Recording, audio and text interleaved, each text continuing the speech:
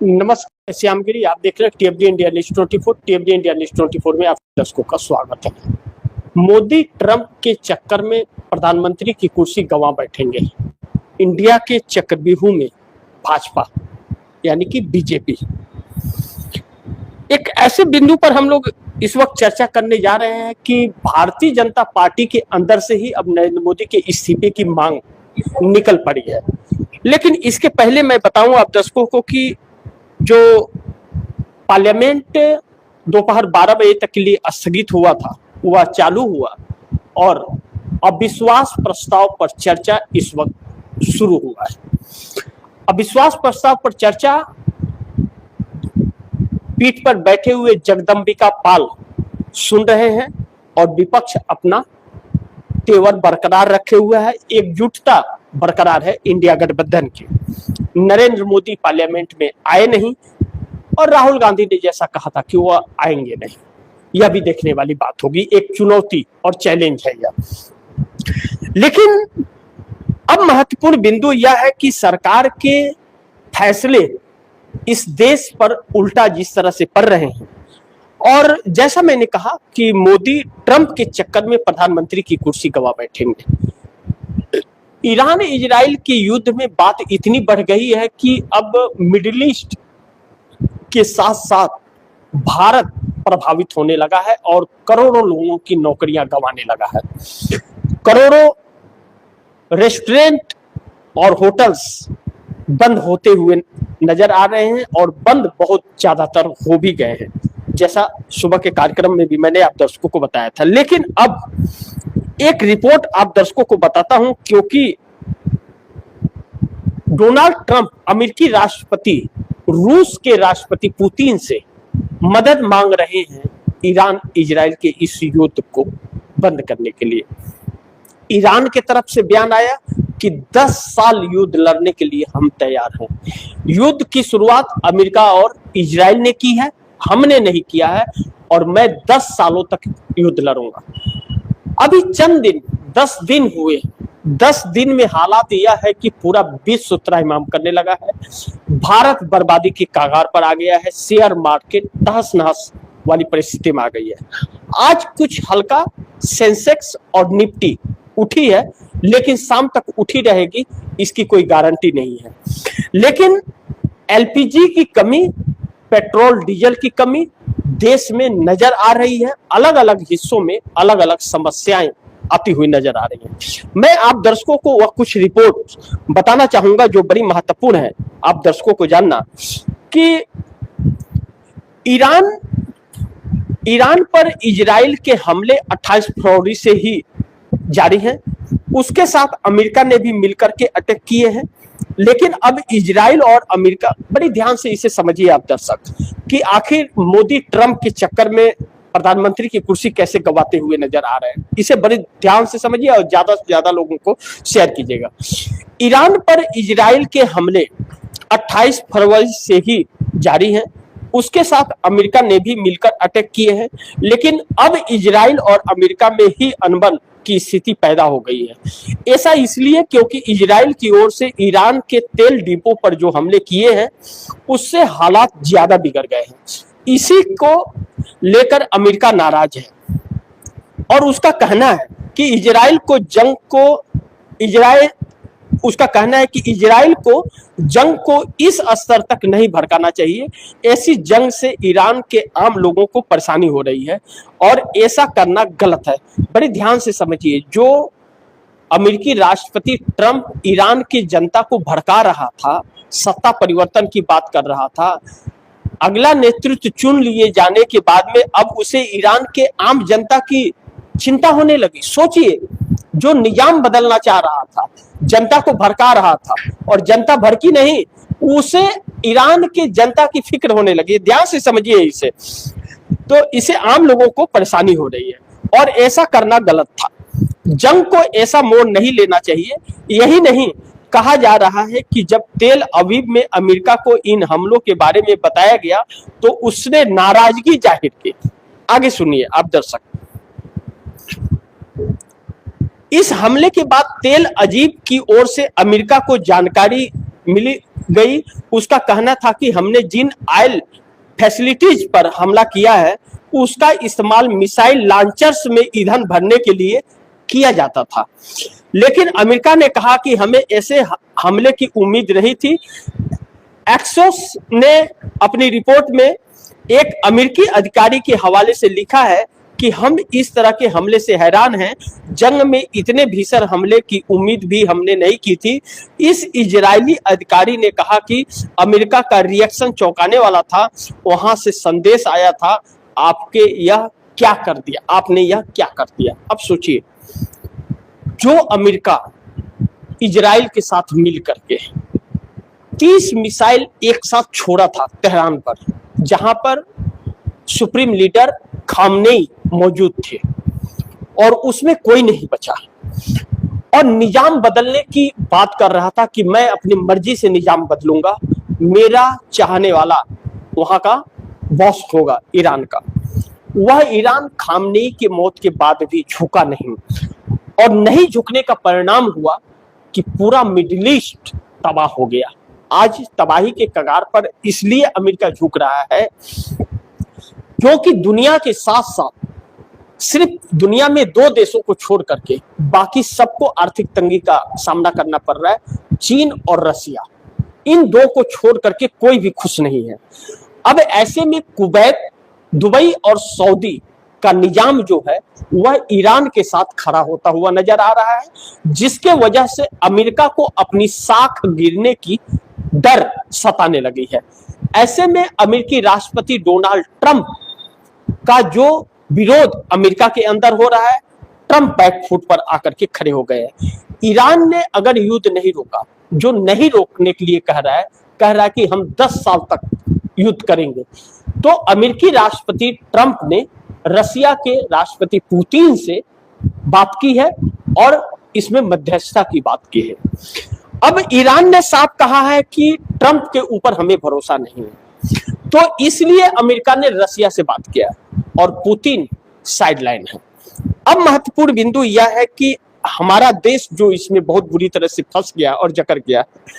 Narendra Modi Israel जो गए, Israel जाने के बाद नरेंद्र मोदी ने जो कारनामा किया, कहते हैं ना, बड़बोलापन कभी कभी इंसान को ले डूबता है, मन बड़ा ही बर्बाद कर देता है।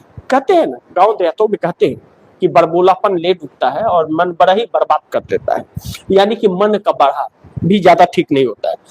और हमारे नरेंद्र मोदी तो अब क्या कहें, बकलोल कहें, क्या कहें उनको, उसका फैसला तो मैं नहीं कर सकता, यह सब तो मैं नहीं बोल सकता, आप लोग बोल सकते हैं। लेकिन जो इजराइल के प्रधानमंत्री नेतन्याहू से मिलकर, गले मिलकर, नेतन्याहू ने क्या कहा, उसकी पत्नी ने क्या कहा, ऐसे प्रधानमंत्री है कि इनको समझ नहीं आता, हाँ, मुंह फाड़ करके दांत दिखा देते हैं 32 अपना। इजराइल के प्रधानमंत्री नेतन्याहू की पत्नी के कपड़े के सूट और नरेंद्र मोदी के रुमाल का रंग एक होने से बहुत खुशी होती है इन्हें। गले मिलते हैं, हर संभव प्रयास और हर चीज में साथ खड़े होने का वादा कर देते हैं। आने के बाद 30 मिसाइलों का हमला ईरान के ऊपर होता है, जिसमें सुप्रीम लीडर खामनेई की शहादत होती है। अब वह ईरान जिद पर है, बड़ी ध्यान से समझिए, वह ईरान जिद पर है कि हम तो युद्ध नहीं रोकेंगे, हम तो युद्ध करते रहेंगे। जिस निजाम को बदलने की जरूरत और खत्म की है अमेरिका और इजराइल ने, हम उसका विश्व के नक्शे से नामो निशान मिटा देंगे। अब इस बात में भारत बहुत बुरी तरह से फंसा और जकड़ा हुआ है। अब ध्यान से समझिए इसे। अब जब भारत फंस गया है, नरेंद्र मोदी के ऊपर सीधा इल्जाम इस बात का है कि वह इजराइल और अमेरिका के इस जंग में तीसरे पर्सन है, क्योंकि इनके आने के बाद ही हमला हुआ है। तो आरोपियों में नरेंद्र मोदी भी शामिल है ईरान के। अब ईरान या रसिया किसी भी तरह का कोई छूट भारत को नहीं देना चाहता और ना तो भारत के ऊपर भरोसा है। इसीलिए ईरान से यह बयान आया कि उसने क्या कहा, एप्स्टीन गिरोहों पर भरोसा नहीं है। ध्यान दीजिए फिर शब्दों पर एक बार, एप्स्टीन गिरोहों पर विश्वास नहीं है। राहुल गांधी ने क्या कहा कि एप्स्टीन फाइल में नाम आने के बाद यह सब कुछ हो रहा है।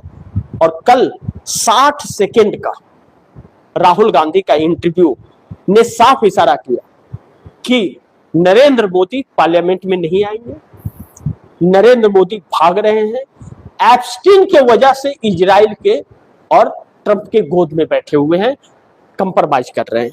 अब महत्वपूर्ण बिंदु पर हम लोग आगे बढ़ते हैं।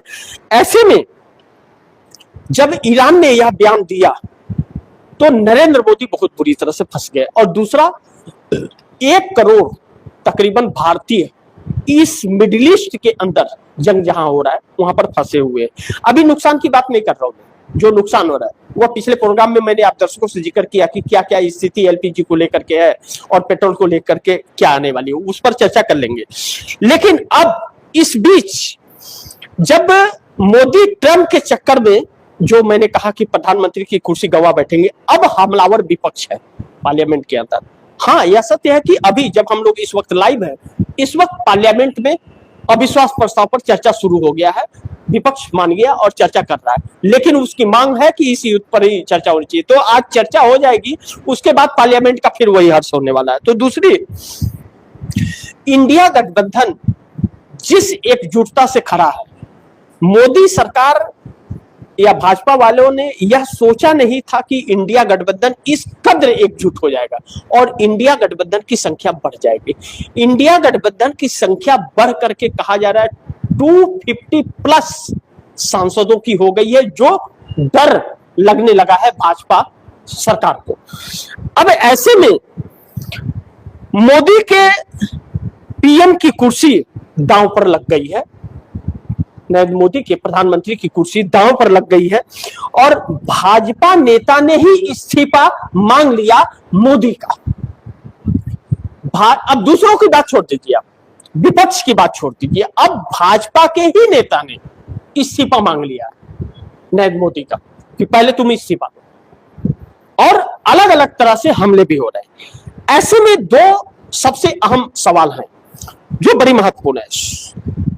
नंबर 1, सुब्रमण्यम स्वामी ने कहा मोदी का इस्तीफा होगा, बीजेपी में बवाल मच गया। अब सुब्रमण्यम स्वामी एक बार फिर एक्टिव हो गए, भारतीय जनता पार्टी के वरिष्ठ नेताओं में एक है, बहुत ही पुराने नेता, नरेंद्र मोदी से भी पुराने नेता। नरेंद्र मोदी कभी उनका चेला हुआ करते थे, भले गुरु गुरु रह गया, चेला शक्कर हो गया। लेकिन सुब्रमण्यम स्वामी ने साफ तौर पर कहा है कि मोदी का इस्तीफा होगा और उसके बाद भारतीय जनता पार्टी के अंदर बवाल मच गया। अब सवाल यह है कि नरेंद्र मोदी इतना कुछ होने के बाद, बैकफुट पर सच्चाइयां आने के बाद, आखिर नरेंद्र मोदी प्रधानमंत्री की कुर्सी पे क्यों बैठे? क्या कुछ लाज शर्म हया नहीं बची है सरकार के अंदर? यह सवाल खड़ा होता है। तो आप इसके बारे में तो सोचना भूल ही जाइए कि सरकार के अंदर कुछ लाज शर्म इज्जत हया, कुछ ऐसे शब्द वह नाइंसाफी होगी, उसका उन शब्दों का भी अपमान होगा। ऐसी सरकार है। अब ऐसे में भारतीय जनता पार्टी के 240 सांसदों पर एक बार आप दर्शकों को गौर करना पड़ेगा, जो बड़ी महत्वपूर्ण है। भारतीय जनता पार्टी के जो 240 सांसद हैं, उन 240 सांसदों में सुब्रमण्यम स्वामी सांसद नहीं, लेकिन नितिन गडकरी सांसद हैं चुन के आए हुए। उसी वरिष्ठ नेताओं में नितिन गडकरी आते हैं और भी कई लोग हैं। लेकिन अब यह कहा जा रहा है कि 14 के पहले वाले नेता, 2014 के पहले वाले नेताओं, जो अटल बिहारी वाजपेयी के वक्त के नेता हैं, उन नेताओं में अब यह चिंता सताने लगी है कि अब इस्तीफा देकर अपनी इज्जत बचा ली जाए, वरना चेहरा दिखाने के लायक भी नहीं बचेंगे, इज्जत बचाने की तो बात दूर होगी। इसको मैं इस तरह से जोड़ के देखता हूं और आप दर्शकों को बताना चाहूंगा कि नितिन गडकरी जो परिवहन एवं सड़क मंत्री हैं। नितिन गडकरी ने एक बयान दिया था, कुछ ही दिन पहले की बात है, जब नरेंद्र मोदी और अमित शाह ने नितिन नवीन बिहार से जो आते हैं, एक नए नवीन जिसे कोई जानता भी नहीं, उसे पार्टी का राष्ट्रीय अध्यक्ष बना दिया। तो उस वक्त एक चर्चा निकली कि नितिन गडकरी की जगह नितिन नवीन हो गया होगा, यह चर्चा चली। लेकिन बाद में यह कन्फर्म हुआ कि नहीं, नितिन नवीन को ही सोच विचार के बनाया गया, युवा को मौका दिया गया। उस वक्त नितिन गडकरी का बयान आया कि अपनी इज्जत बचानी है तो इस्तीफा देकर के साइड हो जाए, नहीं तो चेहरा दिखाने लायक भी नहीं बचेंगे। मतलब साफ था कि जो रिमोट कंट्रोलर होगा उसी को आगे बढ़ाया जाएगा, बाकी की कोई महत्व नहीं है। ऐसे में नरेंद्र मोदी उसी कदम पर चल रहे हैं, लेकिन यह इसलिए इसका प्रभाव भी पड़ रहा है।